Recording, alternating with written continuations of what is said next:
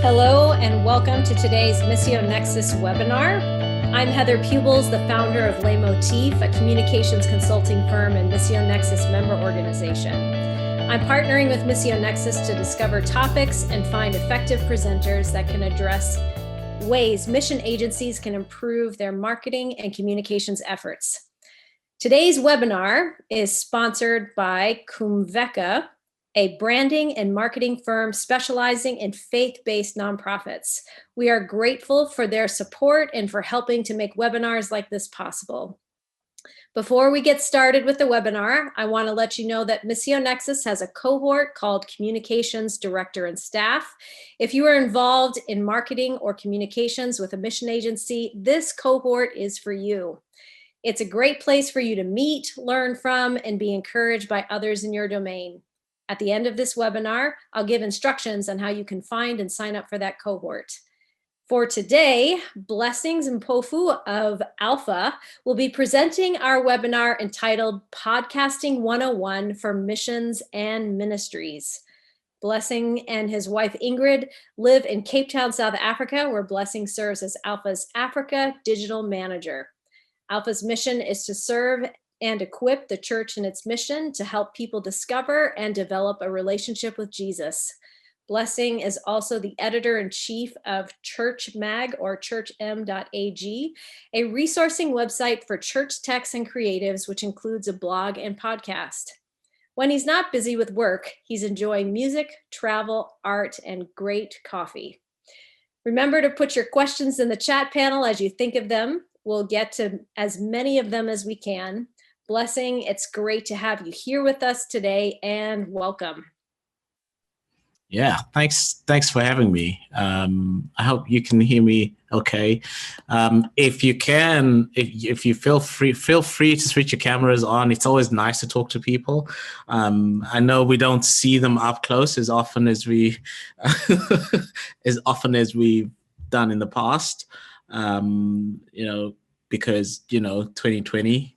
But it's great to be here, and I'm glad we could share this time together. I hope that we'll be able to get something to walk away with from this time. So I think introduction, I don't think I really need to say much more than what's there unless it becomes relevant at some point. So we'll just jump straight into I think we'll just jump straight into the content, I guess. I think maybe just to add just a little more context. So one of the things that I did before Alpha, so I've been with Alpha for the last, I think this is my 6th year working for Alpha, a global organization. And one of the things that I did, and which I still do, but is not as primary focus, is media and communications as well. So, and then with Church Mag, I think you can see the details there. The thing that I just wanted to touch on there is I've been playing around on the internet probably the days of dial-up. I don't know if anybody here knows what that is. When you listen to you sort of dial into the internet, then and you kind of wait and it's like this long pause I hope it connects. I hope I get a connection. I hope it connects. Then you get a connection, and then your sibling picks up the phone, the other extension, and you lose your connection. I don't know if that ever happened to any of you. See, some people can identify with that. And so it's been fun kind of seeing the space develop. I went to the Wikipedia to find out what a definition of a podcast is. So, and according to the Wikipedia, a podcast is an episodic series of spoken word, digital audio files, digital audio files that users can download for easy listening. The thing I would add there is that it's not really exclusively restricted to to audio, but can include video as well. So although in this time that we have today, I'm going to favor more audio, and you'll find out why shortly. Just to zoom out a bit, these are stats that I found on the internet, and they are taken, most of them, I think all of them actually, are taken from We Are Social, which has been doing extensive research on the internet for a number of years. And I thought it would be great to just kind of zoom out. Globally, we have more than 4.5 billion people using the internet. At least 41% of those people, that is between the ages of 16 and 64, listen to podcasts. Okay, so Margaret, if you can just kind of do the math for us and tell us how many people is 41% of 4.5 billion, that would be amazing. But and then we've got about 2 billion websites. Now that number is sort of fluctuating, but there are links in which you will get to all this research that I've referenced. So you'll be fine. And interestingly, you've got 2 billion websites on the one end, and on this end, you have 2 to 2.5 million podcasts globally. So there's a bit of debate about how many podcasts exist in the world. That's hence I've used the range. And then for the USA, 90%, which is where Church Mag's, so our audience with Church Mag is probably at least 80% in the US. So that's why I really follow that closely. We've got some of our team that's based out there as well. So in fact, most of our Church Mag team is based in the US, and that's hence the area of interest. They are 90% of people in the States use the internet. And oh no, I missed I think I missed a stat there. I'll include it when we send out the links in terms of the number of people who actually listen to podcasts. It was, when I looked at it, I was actually quite intrigued. 41% average, I think it was closer to 50%, or if not just over. And apparently those people listen to 50 minutes on average podcast daily. Interesting numbers, worth interrogating a little further. Not everyone was in agreement, but some of the reports that are linked, some of the reports I've linked to, you can actually just sift through and also try to make sense of them. Which brings me to this point. There's not enough podcasts in the world. If you look at the number of websites, which are mostly visual, text-based, and you compare that to the number of podcasts, there aren't enough podcasts. That's one of the things that I think it would be a reason for you to podcast. And in the midst, and if you put it in perspective, that's not a lot.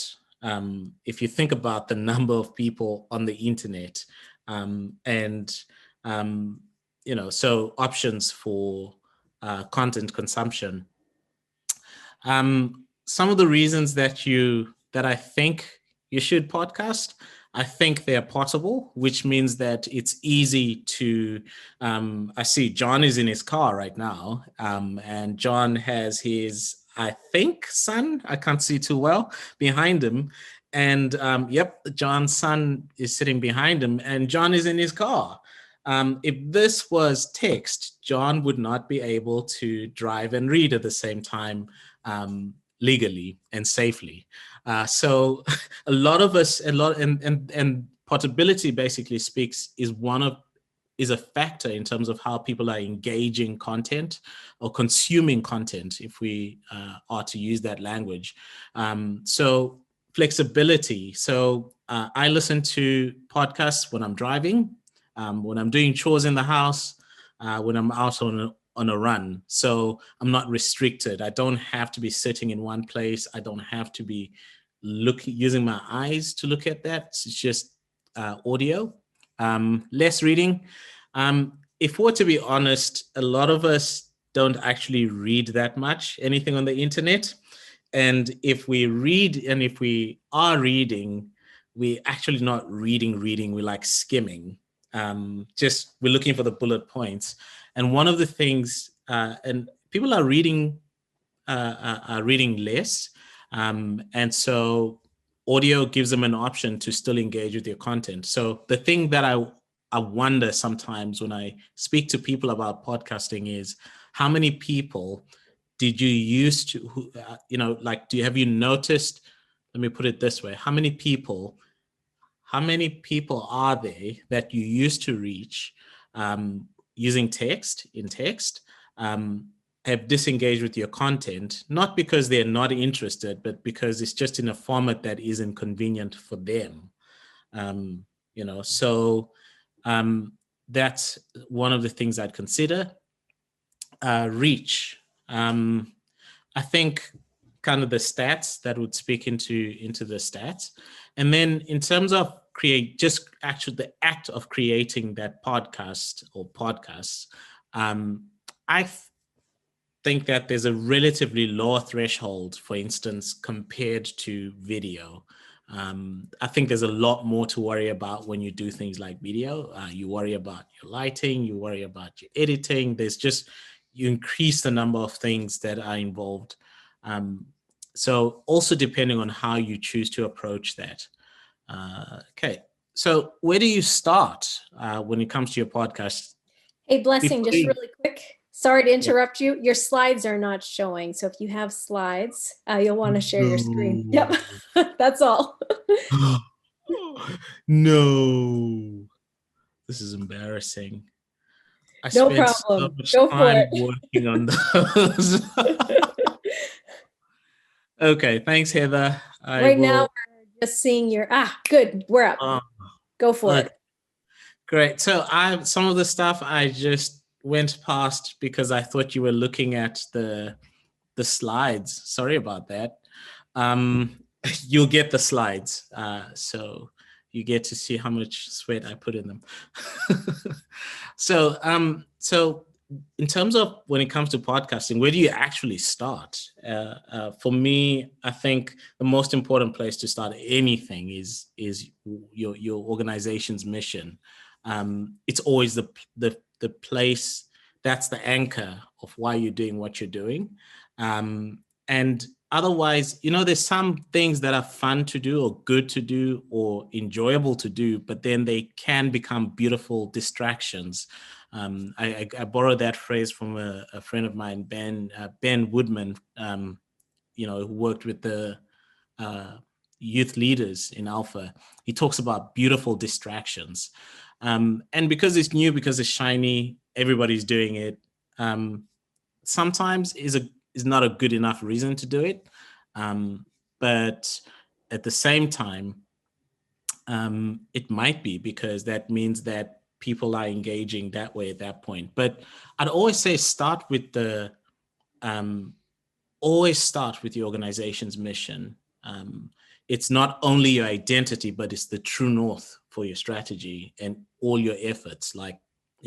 So I think it's always good having a conversation of saying, how does this fit? How will it fit into what we are doing, into what we are doing or trying to accomplish? I thought I'd just talk about maybe two big things that some of the reasons people don't start podcasting, and I think this is one of them. The content. Where do we actually find the content? What am I going to talk about? And some of I just thought I'd put some prompts here. What is it that you're already talking about internally? So one of the things I realized in terms of our our content creation process at Alpha, sometimes we have these very deep conversations that stay in the room. And after walking out of the room, I'm thinking, man, these other people would have benefited from that conversation. I don't know if you had any of those moments in your work, or speaking to your missions teams, and you just, or you have a conversation and you think, whoa, I just had a moment of a better understanding of something. And sometimes that's kind of like content you could put there. What you do, why you do it, and how you do it is always content, whether it's podcasting or whether it's video, or even other different forms that you use. But it's always it's always good content. And you might take an episode and talk about maybe one aspect of why you do what you do. Your values, for example. Values for me are always a great place for content. Why do you actually do what you do? Why are the values important for you? And that may speak into, for example, depending on your audience, let's say your audience are your donors, maybe talking about why you do what you do is the thing that donors support the work that you do. That may be relevant for them. Maybe how you do something could not only be about, workshopping amongst yourselves as teams, but it might also be helpful for other organizations or other people involved in the similar kind of work. It might actually be empowering for them.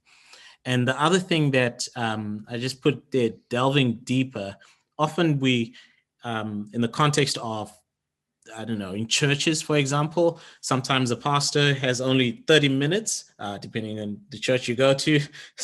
He's 20 minutes to deliver a sermon on a Sunday, and then questions are left, So sometimes, one of the ways you can get content for your podcasting is by unpacking that.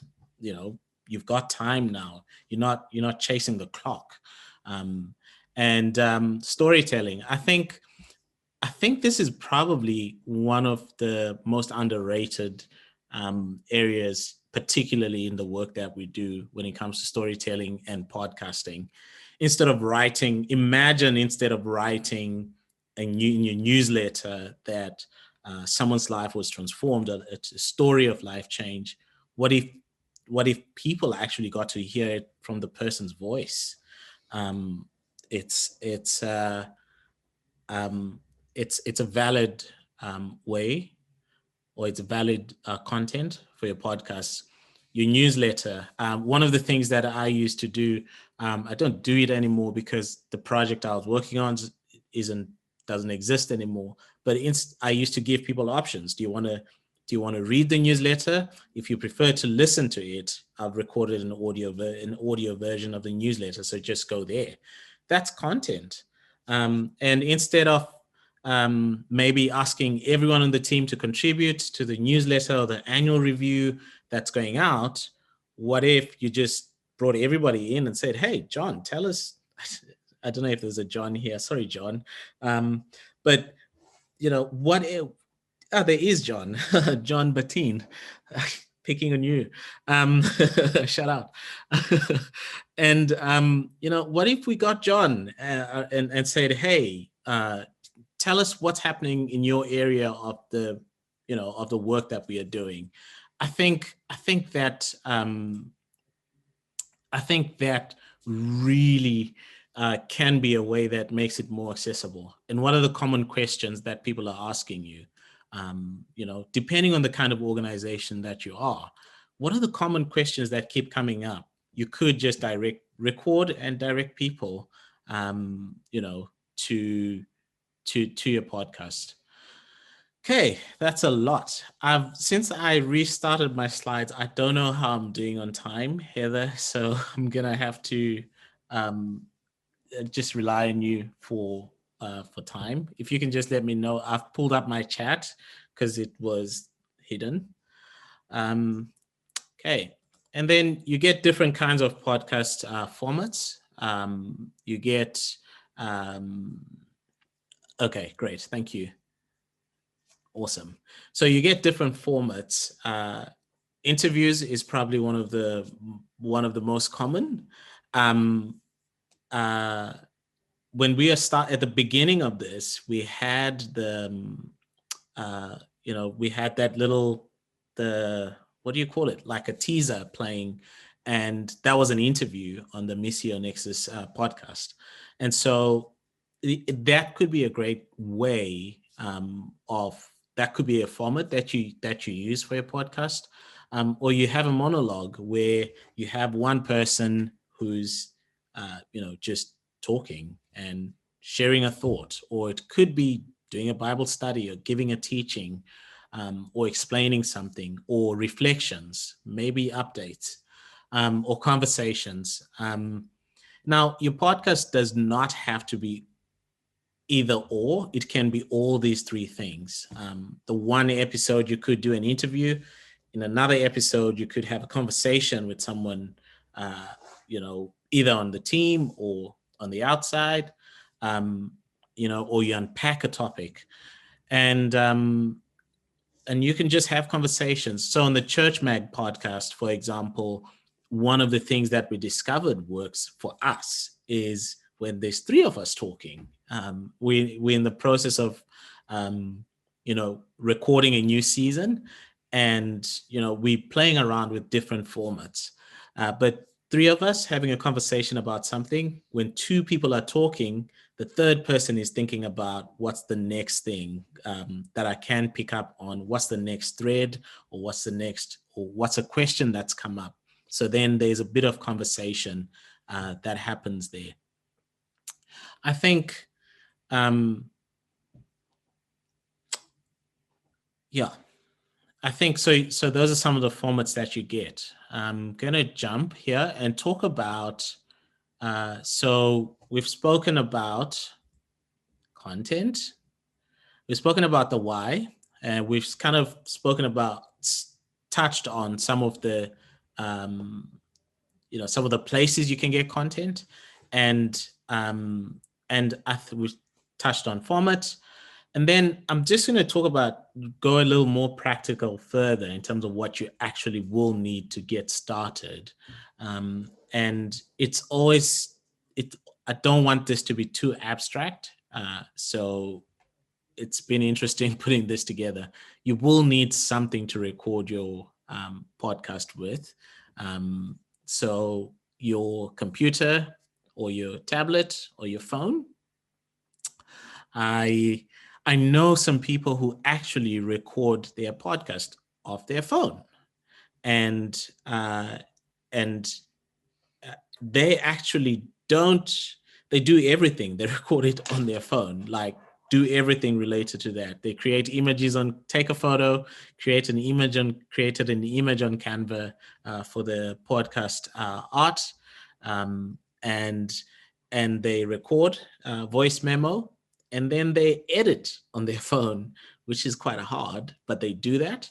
And I know somebody else who she records on her phone, and she just does one take.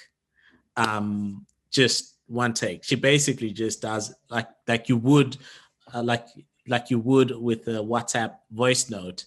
She just records does as if she's recording a voice note to a friend. And she just talks for 15 minutes. Mistakes, no mistakes, but that's fine for her audience. They've come to connect with her that way. So if you're on this call right now, chances you already have something that you can use to record. I'm going to I thought I'd just put this in. So how much does it cost? Because that's another thing that you kind of factor in. Creating a podcast or creating content is also not just about, it costs you time, it costs you your energy, but it can cost you money. There are ways of doing it in a way that doesn't cost you an arm and a leg. It might take a bit of work. I'm using, these are just some of the microphones. I just thought I'd put a range there so that you see where you can start from. If you just want to test it out and see, where to start, you've obviously got this Audio Technica. Sure, lots of us have the second mic from the left, either in our church or at home in the basement somewhere, and we've seen them somewhere. You can actually use that for podcasting, given the right setup and environment. And there's a new one that I've been playing around with, which is this Shure MV7. It's about $250 on Amazon, I think. $250. It's very dynamic in the sense that you can use different connections into your computer. You can even plug it into a soundboard if you're going to be recording with more than one person. And then there's the very expensive one, which is the SM7. See that, Margaret. I also enjoy it, the MV7. I just thought I'd put that up in terms of like, I don't know what microphone to get. These are decent places to start depending on what you can afford. Otherwise, this might surprise a lot of people.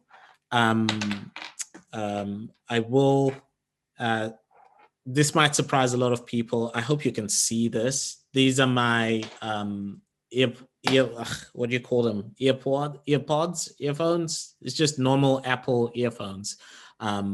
This has amazing sound quality if you are in a place that's not too noisy. This could be where you start. Get in the closet and get in the closet, and you could get some amazing sound. And you will obviously need to edit that sound, your audio, after you've captured it. And what I use is I actually use, depending on what I have, these are the three things I use. Audacity is free. It's available on Mac and Linux and Windows. So that's free. GarageBand is on Mac OS. Unfortunately, I forgot to look up what else is available on Windows for free. I use Mac, so that's why I've got GarageBand. And then you've got Adobe Audition, which is paid for. I think you can't do any better than that. But that's my preference. But maybe for starting. So how podcasts are set up is you basically will record your podcast, and you need to put it somewhere so that it's distributed to Apple Podcasts or Spotify, or I'm not sure what other, or whatever app you listen to podcasts from. So it will need to live somewhere, like your website, for example. So these are the options that I didn't also want to put too many options, but just to get you started. Anchor. So Anchor is an app by Spotify, and you can actually upload your podcast there for free. And one of the things, and what they do, so the people I mentioned who use their phones, their mobile phones, to to record and publish, they use Anchor. So they just record straight into Anchor, and then from Anchor, it's distributed to all the other platforms. This is a very quick fly over. And then Buzzsprout. Buzzsprout has a free plan, but the podcasts that you upload there don't live there forever if you're using the free plan. But they've got a paid for option. So Church Mag, we prefer using Buzzsprout for a number of reasons, or because of the analytics that we get. So it consolidates all our analytics. So we get to see downloads, listenership all in one console. They've also got like these post-production add-ons where they do further processing on your audio file, or can do further processing on your audio file, so that it's the best quality, or as best as it can be. And then the other option is self-hosting. I think I've only used two of these options I've actually used all three of these options. The self-hosting option, I basically put the audio files into my, on a folder in my web server. And I had to go and tell every service that I wanted to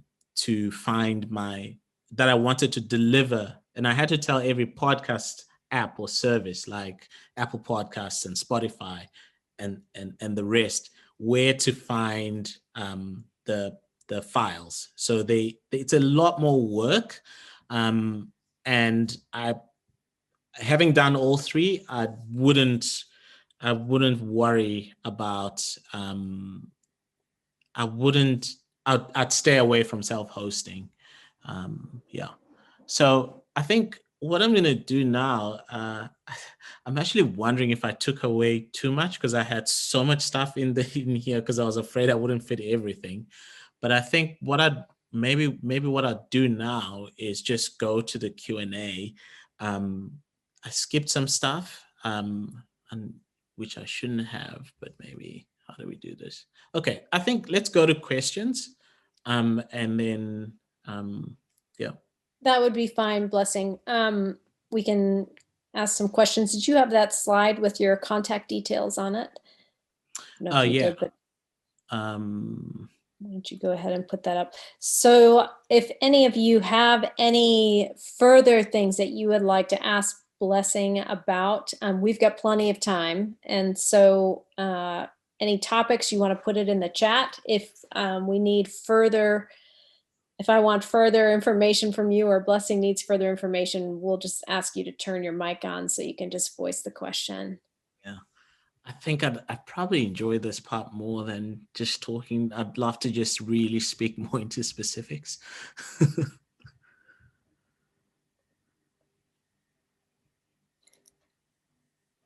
Blessing, why don't you tell us a little bit about your experience in podcasting, and what something was like maybe some of your biggest failures in podcasting when you were first getting started, and what you learned from them? Oh, gee, a lot. One of the things that one of the big mistakes I made starting was not getting my sound right, in terms of not being in an environment that was good, so that I could record. So I recorded in a room in a space that had lots of hard surfaces. So the joke that I made about going into your closet and recording there, it's actually a thing, because it's one of the best places, because there's less noise. A lot of the harshness is taken out. So I think I did not get into an environment that really helped me get the best sound in terms of recording. So when it comes to that, the thing I do differently, which I do now, is I soften the room. Often when I'm recording on my own, I also have done some voiceovers for some of our videos at Alpha. I would go into the room, into our bedroom, and just open all the doors that have clothes in them. And then we've got these, and then make sure that, the floor's soft and everything. And I just close the door, and because I don't want noises being picked up. The other thing was not spending spending too much time thinking about it.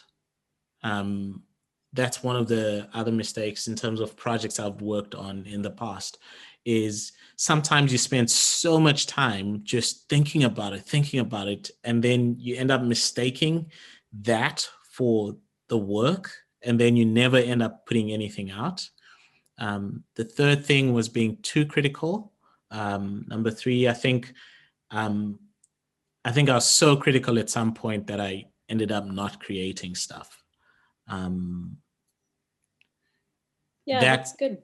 Yep. Yeah, I don't know if that's kind of some of the things that Yeah, it's good. I mean, I really like just kind of, it sounds like beginner's error, not thinking about the sound quality of the room and the hard surfaces yeah.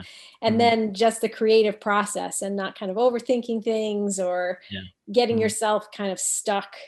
We Yeah. have several other questions that have come through. Cool.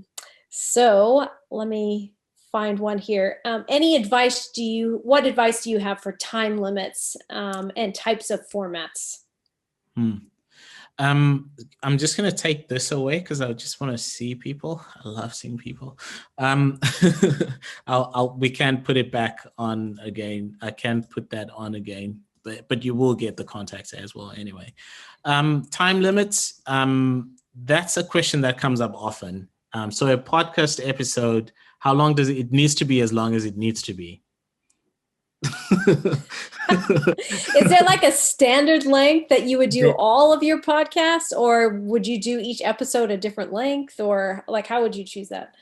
Um, I would recommend. So there are some people. I'm not going to use their names because some of them are not really nice people. Nobody here. But there's some podcasts which I wouldn't recommend. Like they're not even PG. They're like way over. Um, I know a podcaster who does anything from 30 minutes. The one of his episodes went up to 6 hours, Wow. which is ridiculous. Yeah. Which I think is just ridiculous. But what the advice I'd give would be, try to have a range, so that people can have your audience has some sort of expectation. Because I know when I'm driving to work, that's how I choose my podcasts, depending on where I'm going. So it's okay. That trip takes me about 30 minutes. So a 30-minute podcast would be, let me see. No, Kerry Neal takes anything between 45 to 90 minutes sometimes. He's not, no. Oh, okay. I'll listen to Nikki Gamble podcast, for example. So try to have a range. Um, I I err on the side of shorter than longer. And then I break. If I've had an interview, for example, that ended up, I think I interviewed um, Bobby Gruenwald, for example, U version, and we spoke for an hour. I could have just put that up, and I thought, nah, split it into two. So you can always have a part one and two. Yeah. So try to have don't be afraid to chop it up and just say, hey, Church Mag, we try not to go over half an hour. During the pandemic, we did some that went for 10 minutes. Okay. Yeah, good. Your screen, can you do the stop share on your screen? Because we're still seeing your desktop. Sorry about that. That's all right. Let's see. Any recommendations on where to find music for your podcast? Yes, there are some free sites. I'll include them in the link in the, what do you call this? The takeaway. Yeah, the handout. Yep. Yeah, the handout. The Anchor has some music on there that you can layer on. I also there's free. Oh man, I had that with me, but I will say I'll add all those links for you. There's also this guy. He basically they go around the world recording sounds of different things, and he just gives them away for free, basically royalty free. So, oh man, sorry, I should have. Is that more like Foley sound or music?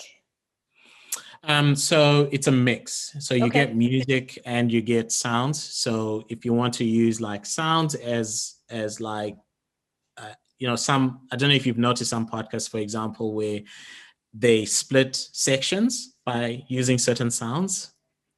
Sometimes it's music, sometimes it's just a sound effect. But I'll add all those in there. I shouldn't have closed my stuff. Sorry. How about doing your intro? How do you figure out how to write your intro? So the thing I'd recommend for an intro is you want to let people know what your podcast is about right at the beginning. That will help you a lot. So for example, welcome to Keith Seller's podcast, where I talk about awesome bookshelves and how you can have one. So you want to kind of load that up front, because that's usually the place where people start listening to your podcast. So you really need to think carefully about like what you want to communicate about what you're doing. So I'm Heather, head of Le Motif. I believe ministry people should never suck when it comes to communications. And this is why I made this podcast. Just think about just scripting it like, I don't know what they call it, the elevator pitch. Mm-hmm. Yeah. Think of your podcast that way. If you only had 2 sentences, your intro, 3 sentences to tell someone what the podcast is about, what would you say? I think, yeah. So, yeah. How would you define success when it comes to creating your podcast? And how do you know if it's furthering your organization's goals? That's a very good question. I mean, all of the questions have been good, but that's always the challenge when it comes to some of the work that we do, is how do I know we're winning? And how do we know it's worthwhile? Part of it is being able to answer the question, how does this fit in or serve our mission? That's why I put in the mission. Your organization's mission is important. So success for me has to be really closely aligned to mission. That's the first measure that I use for the podcast. Actually, it doesn't matter what it is, but podcast is one of them. The other thing is that it's a tough question, because it's one of the things you have to define for yourself. And numbers are not always a good thing in terms of, if you just make it only about analytics, you're going to be discouraged. But if it's something that's purposeful, obviously you kind of have to gauge it. Some people feel like, oh no, only 500 people have been listening to my podcast for the last month. I don't think it was worth it. But then fast forward 6 months down the road, you could have hit an inflection point. And so obviously I'm kind of speaking in a vacuum. I don't understand the full context of how success is measured generally, organizationally, or even at an individual level. But you have to think about what would success look like for me. There's some people who would say, if one person's life changes, it's enough. Well, for them, that's fine. For me, it isn't. But but you need to be able to say, yeah, I'm happy with that. It's a bad answer, but I would resonate with some of the things you're saying. You're looking probably not just at statistics, but also depth, right? Like how much more deeply are people getting engaged as a result of the content that they're hearing there? Are they? Yeah. Yep. And you can ask for feedback from your audience. You can ask for feedback. One of the things that I do on our podcast is, hey, send us an email. podcast@churchmag. And we'd love to hear, is there a thought that actually, did we spark a thought, or do you disagree or agree with some of what you've heard? And we've also done listener surveys, and just said, hey, if you're listening to our podcast, like, just tell us what you think. And reviews, and asking for reviews on Apple Podcasts, that's fine, but it's not all. It can help give you an idea, but it's not. But I find that often people, even as much as I say leave a review, we still get the emails when you ask for them. So it's ask people, are you finding this useful? But you won't know until you obviously give it a go. That's good. What methods do you find most effective in promoting your podcast to the right audience? How do you get people to land there? Right. So I think one of the things I did not mention has to do with audience, like, identifying your audience, who you're actually speaking to. And I want to make a comment there. I think it's good to have a niche, and niche does not mean small, it means specific. And I think a lot of people tend to get like, oh no, you gotta have a niche. No, you can be specific and say, and specific sometimes is big. So in terms of promoting podcasts, we've got existing channels that we have. So I think Twitter is probably, and so in Alpha at the moment, we launched a new podcast. Nikki Gamble, Leadership Conversations, is interviewing different leaders. We put a bit of money into ads on social media. The other thing that you might want to look into is Google Grants for Google AdWords for nonprofits. Google actually gives you, like, you can advertise for free. So that's something that you might want to think about. Google AdWords. The other thing, so we've got the existing channels, our Twitter, and all the social media stuff, our newsletters, emails. Would you ever cross promote with another podcast? Like, get yourself an interview on their podcast and then say, hey, check out our podcast too? Or that's yes. We do cross promote. And having said that, I think it's the most effective one is when you on podcasts that are closer to yours. So if you if you talk about what's a good thing? Let's say you are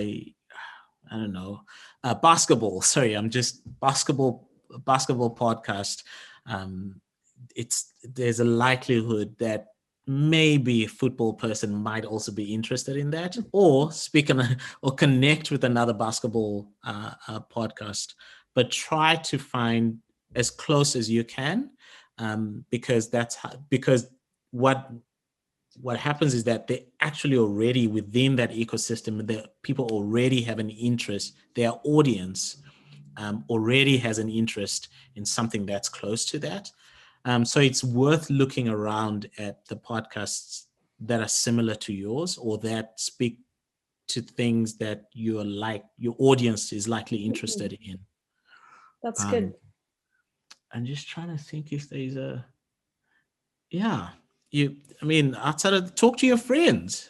I think talk to your friends. Tell them, hey, just give me reviews. Go tell Apple that my podcast is the best you've ever listened to. Unfortunately, those are some of the things that I looked at. Here's another one. Just thinking about, what did it take for you to start getting acceptances when you asked people to be interviewed in a podcast? And so the specific question is, how big was your audience before you started getting regular acceptances from people you asked to interview? But maybe there are other factors too, besides like how big your audience is. Yeah, it's sad that that some people who not everyone is going to accept coming on your podcast. Are we talking that way? Yeah, Like yeah, yeah. invite, you know, Yep, exactly. Heather, I'd love to be on your podcast. I don't have one yet. um, uh, not there are some big people that we've invited onto the podcast when we're starting out, and they were just like they'd never said anything to us, and then and then as our audience grew and people started talking about our podcast, then when we asked them again, they're like, okay. um, so the thing that I would suggest you do when you're trying to get somebody to come on your podcast, especially if they're like big people, you get what I'm saying, right? Is one, don't write them an email and say, would you like to be on, may I interview you on my podcast? One of the things that I've learned is say, be clear about what it is that you'd want from them. This is what my podcast is about. This is why I think, why, or for example, this is what my podcast is about. These are the areas that I'm particularly interested in because I think our audience would benefit from that. My audience reads your books if it's an author, and I'd love to do an interview and and look at these, unpack kind of these things. I think I found that some of my vague requests, like, "Hey, John, would you like to be on my podcast?" don't help. But something that is very well structured is what my podcast is about, and this is why I think you'd be a perfect fit for my audience. And then the rest you really don't have, and then the rest is really up to them. But don't be discouraged because then say, no one wants to come on my podcast. In time, somebody will. Somebody will. Now, yeah. I mean, I'm having names are coming into my mind of people who said no to us in the past, and now they send us emails in some instances. So don't stop. Great. How about if there's similar content out there to your podcast, do you need to be looking for a unique selling point, or does that matter? And then does an audience, let's see, do people like it if there's too much stuff out there on the same topic, the same subject matter, or do you really need it to be unique and special?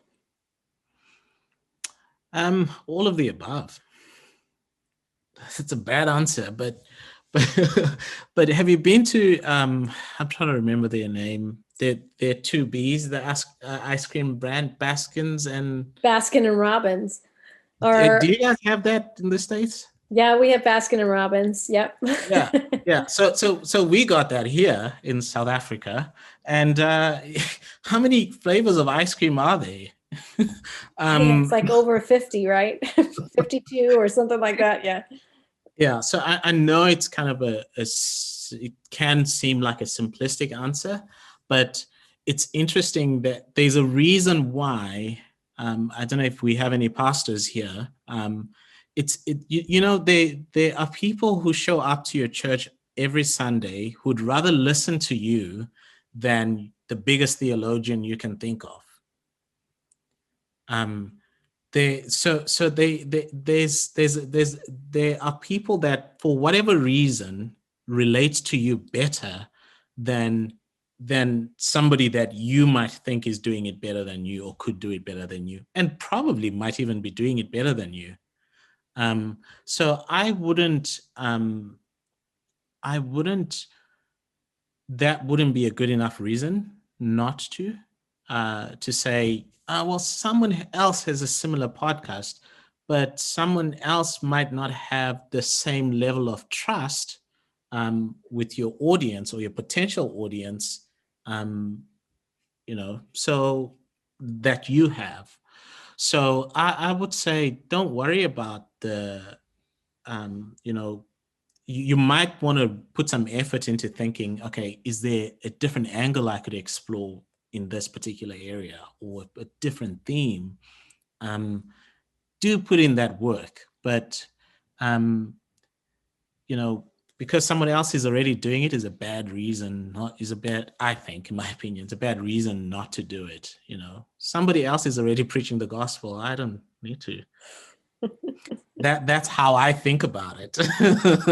It's like, well, Greg is a better preacher than me, so I'm not gonna bother. To me, that doesn't make a lot of sense. I'd rather do something in knowing I'm being faithful in the mission that God has entrusted me, and just make sure that I'm doing it to the best of my ability. And I suppose it applies to more than just a podcast, I guess. But yeah. How about, you mentioned several different formats that you can use in your podcast, so like monologues and interviews and guest speakers. Do you know, are there any statistics out there that say like this format is better than this other one, or does it depend on your audience? Like, how do you discover even what works for your audience in terms of those kind of formats? Wow. Statistics, I don't know. I actually have never thought about looking at what kind of, it would be interesting if they are. So I'm not aware of any. But in terms of trying to discover what works for your audience, the first thing that, this might seem weird, but my approach would be, what am I comfortable with first before I even worry about my audience? Because if I can't be consistent or deliver in a particular format, then it's not going to be sustainable for me to do. And then, so I will do the best I can to see what works. And first of all, for yourself, and then trust that your podcast will find its audience, or the other way around. Because you cannot. I think you'll be just setting yourself up for failure. I remember the one time, Church Mag, before I was on the podcast, but when we started, we tried to do all these special sound effects and all these other things, and try to do the fancy, like go one up on radio production. It just wasn't sustainable for us. And so we said, okay, let's start with what works for us. And we do a 10-minute podcast, and people were like, that was like, I got one idea, which was great. And so, so start with what works for you. That's the advice I'd give. And then let the audience adjust to you. I'm not saying don't make any concessions, or don't listen to your audience and make changes where you can. I'm just saying that, yeah, I hope that kind of makes sense. Yeah. Another question here. Is there anything you need to worry about in terms of copyright or licensing? Yes. One of the things, actually, this is the other thing I probably could have mentioned as one of the things from the earlier days. It might be a good idea to get released. This, you don't have to do this, but this is something that I'm beginning to do, is just get whoever I'm interviewing to just sign a release form. Just good practice. Because we already do that in terms of the Change Life Stories that we do. We get consent. We've got like set consent forms. So is there a place where you can get kind of standard forms, or you guys just had some already? So at Alpha, we're very lucky. We've got a legal department. Good. So the lawyers drafted those. Yep. But there are websites where that can give you templates that you can sort of rework. Okay. Yep. I can't remember, but I'll search for it. I'll search for that. So copyright issues, the first is the people, if you are going to interview people, you might want to think about, it might be relevant, it might not be. If it's a change life story, as a just normal practice, we get consent anyway. If you're going to use music and or whatever you're going to use, make sure that you've read everything, because in some instances what happens is you get royalty free, so you don't, but they might want attribution, so you might want to look into that. So you need to understand the license of the resource you're using. It's usually found on the site that you're getting it from. So you need to pay attention to that. Even some of the paid stuff, you need to be careful in that, in making sure you fully understood, because you paid for it might not give you exclusive use of that same music. And some sites, weirdly, used to have these practices where, between a certain number of downloads or listens, then there's like the scales and that. So what I would just recommend, church is an amazing place. The church is the most underrated concentration of resource. And the reason I'm saying that, I don't know if they do this at your church, my church, the musicians, like doing these little things, when like little interlude things between transitions. We just ask them, hey, record something for me. I'm sorry if you don't have musicians in your church, but you might want to think about that. Sometimes I also just pull things off, what's it called, that GarageBand. I don't like it. But do pay attention to copyright stuff. That's actually a very good comment, which there's just so much to cover in this. Yeah. Tell me if I'm talking too much. I haven't seen people, so yes. I'm enjoying talking. This is good. We've got just a few more minutes. Does anybody else have any other questions they'd like to ask Blessing before we wrap up? I asked you about your failures. What has been some of your favorite kind of successes? Like things where you really feel like, wow, we got this. Oh man, I'm easy. That's my problem. So it might not sound as a success for some people.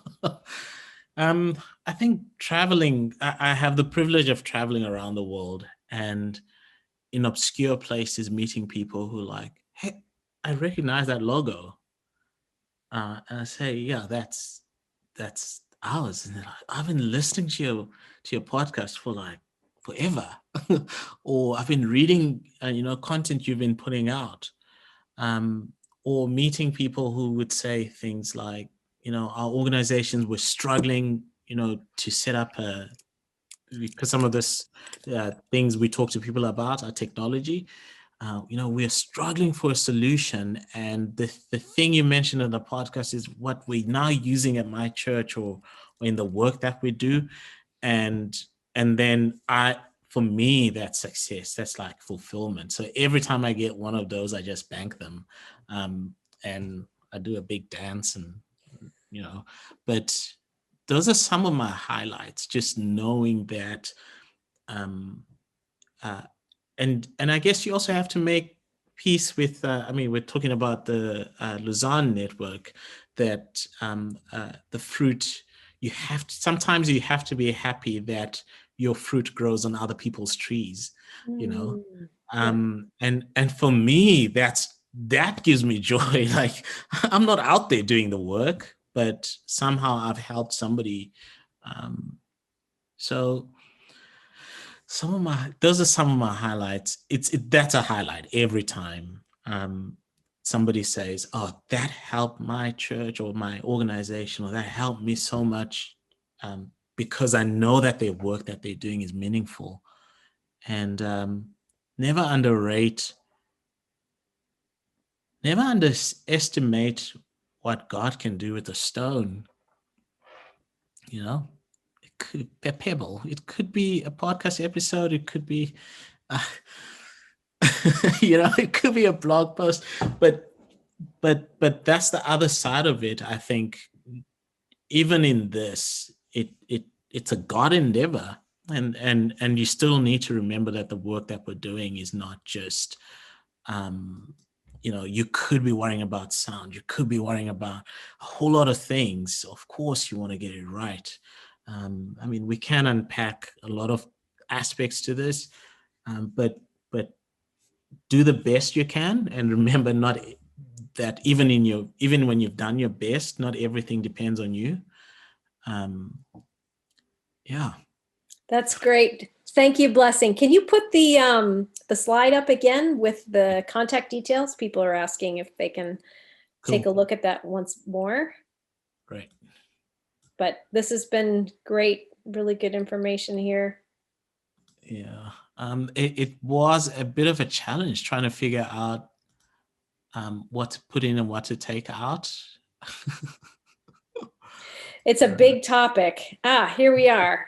Yeah. Yep. But look, I'm happy to talk details, and if people need to kind of walk a little slower and in the finer detail, I'm cool with that. Great. So Blessing, you've got, this is at Blessing Mpofu and www. Did I say it right? Yes. I'm working on it. .blessing.im. That's your personal website? Yeah, and that's my personal blog. You can also contact me through there. That's fine. Okay. And Blessing at churchm.ag. So ChurchMag, that's, and www.churchm.ag and at ChurchMag. And my contact details on here are Heather at lemotif.org and my website, www.lemotif.org. What does that mean, Heather? Sorry. Leitmotif. It's something that I came up with when I needed a name. Motif, it's just the motif. Got it. Lovely. I like it. All right. Well, thank you so much for what you shared with us today, Blessing. Why don't you go ahead and stop the share on the screen? Cool. Awesome. And we'll hand this over to Mary Kay. Yeah. Thanks for having me. I hope that somebody got something. Thank you. Excellent. Great Q&A information too, especially. This webinar has been recorded and will be available to Missio Nexus members on the Missio Nexus website. After the webinar, you'll receive an email asking you to complete an evaluation survey. Please take a minute or two to complete the very short evaluation. And be sure to check out our next communications webinar, which will be at 2 p.m. Eastern Time in the US on June 24th. It's entitled Beyond Belief, and it's about effective marketing. Until then, I encourage you to consider joining the Communications Director and Staff cohort, which you can find under the Program and Cohort menus on the Missio Nexus website. This will enable you to connect with other people engaged in marketing and communications and working for mission agencies. Thank you very much to everyone who joined and participated with us. I'm Heather Peebles, along with our producer,